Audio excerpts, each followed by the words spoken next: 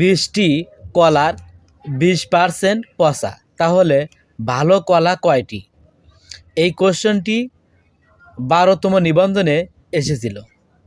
এটি আমরা যেভাবে করব, আমরা জানি পার্সেন্ট বের করার নিয়ম হচ্ছে যে সংখ্যা থেকে পার্সেন্ট বের করব সেই সংখ্যা গুণুন যতটুকু পার্সেন্ট বের করব সেই সংখ্যা ভাগ কত পার্সেন্টের 100। তাহলে পার্সেন্ট বের করব 20টি কলার, তাহলে 20 গুণুন কতটুকু বের করব 20% বের করব, তাহলে 20 ভাগ হচ্ছে 100। শূন্য দিয়ে শূন্য কাটলাম, শূন্য দিয়ে শূন্য কাটলাম, তাহলে 2 দুগুণে 4।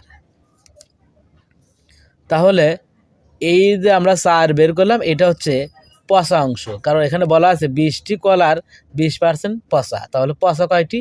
4টি। কলা কয়টি? 20টি। তাহলে ভালো কয়টি হবে?